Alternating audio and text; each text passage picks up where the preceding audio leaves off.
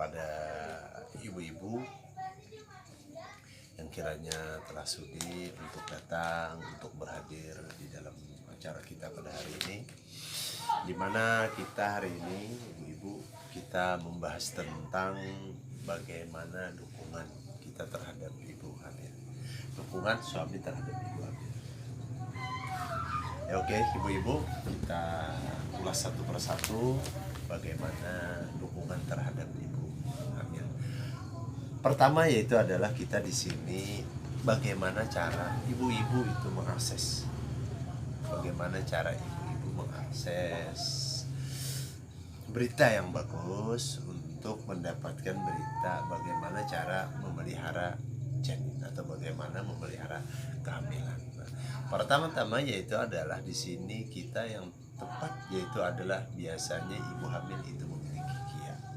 Nah, jadi di dalam KIA itu sudah diberikan keterangan-keterangan bagaimana dan apa-apa saja yang perlu dilakukan oleh ibu hamil. Nah, apa di dalam KIA apabila kita tidak mengerti, maka kita pertanyakanlah kepada pihak-pihak yang berkepentingan, yaitu adalah dari dinas kesehatan atau kepada ibu bidan di dalam menerangkan tentang bagaimana ibu hamil.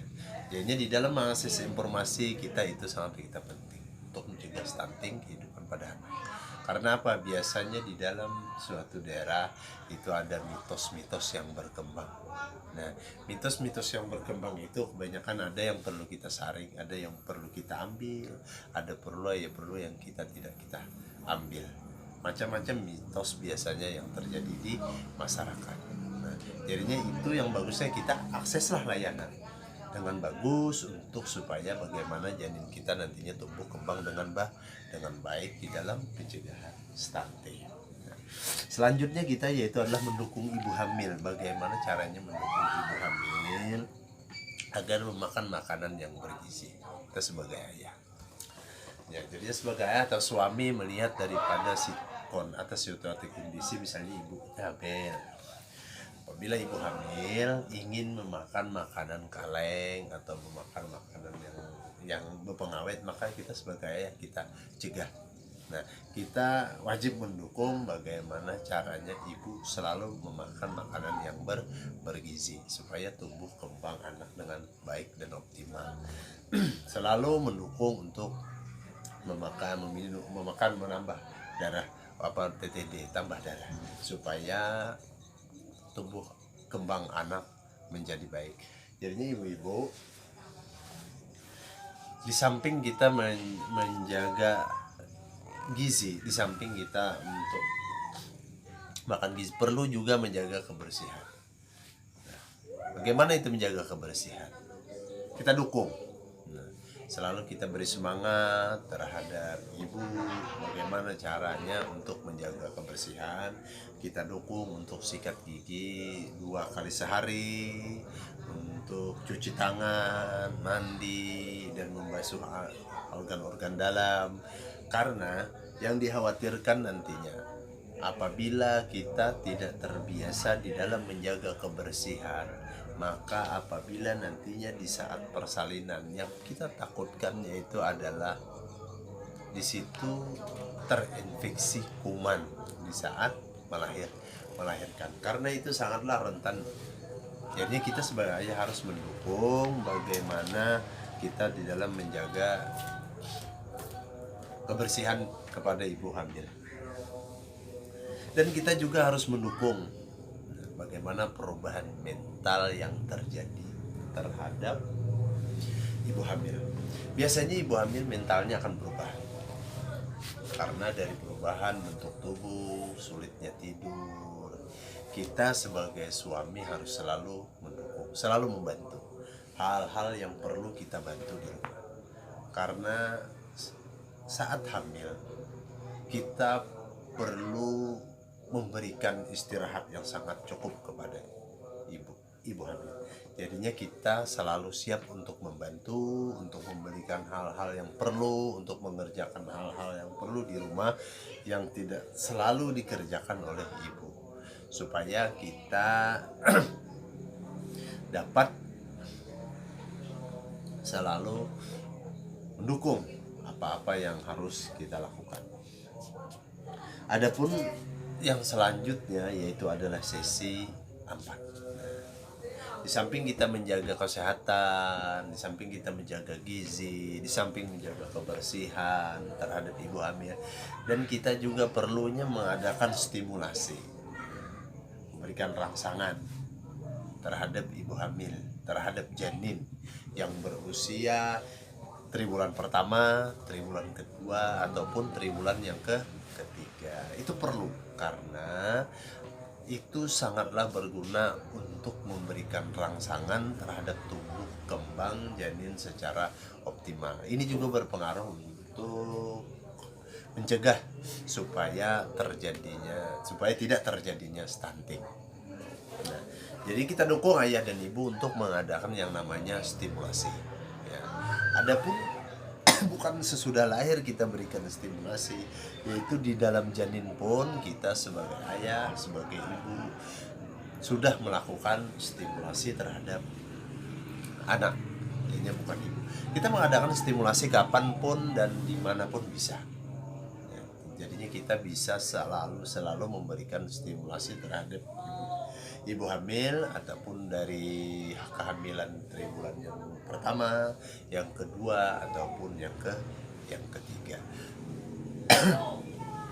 Pertama yaitu adalah kita di sini memberikan triwulan pertama kita memberikan stimulasi terhadap janin. Bagaimana sih kita memberikan stimulasi terhadap janin? Pertama yaitu di situ adalah sentuhan. Kita akan memberikan sentuhan dan dielus-elus, memberikan sentuhan dan komunikasi. Nah, jadi berkata positif, berkata baik, jadinya di dalam sambil menghalus-halus, misalnya kita berikan kata-kata yang positif terhadap anak untuk tumbuh kembang anak dengan baik. Dia akan merespon nantinya, Selanjutnya itu adalah dengan cahaya.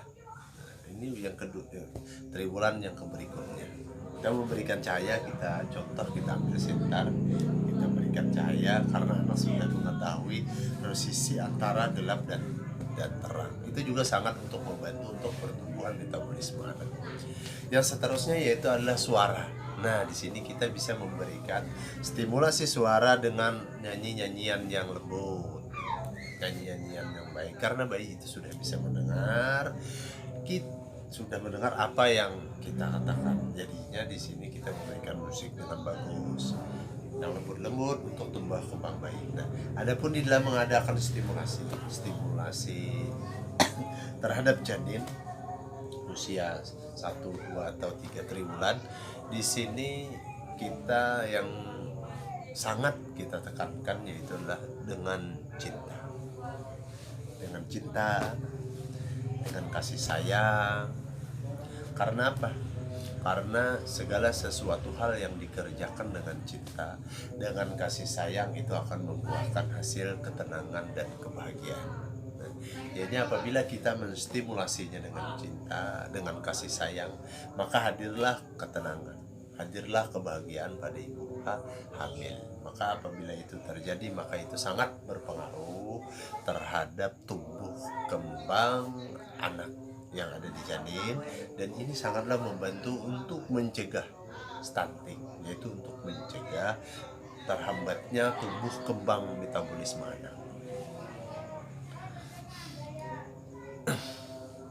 Mungkin itu yang dapat saya sampaikan tentang modul 3 dari beberapa sesi 2, sesi 3 ataupun sesi 4. Ini pertama kita ulang. Sesi 2 tadi pertama yaitu kita bagaimana mengakses suatu berita, mengakses suatu informasi dengan baik. Yang ketiganya kita menjaga ibu hamil, mendukung dalam kesehatannya, gizinya, ataupun mental, atau emosinya. Dan terakhir tadi kita memberikan stimulasi terhadap janin. Nah, ini sangatlah penting. Apabila ini kita laksanakan, maka itu dapat mencegah tumbuh kembang anak untuk menjadi stunting. Nah, itu dapat kita cegah. Jadinya dengan ini, tapi diutamakan dengan cinta dan kasih sayang. Mungkin ini yang dapat saya sampaikan. Mudah-mudahan berguna, mudah-mudahan bisa dapat bermanfaat. Salah khilaf mohon maaf. Assalamualaikum warahmatullahi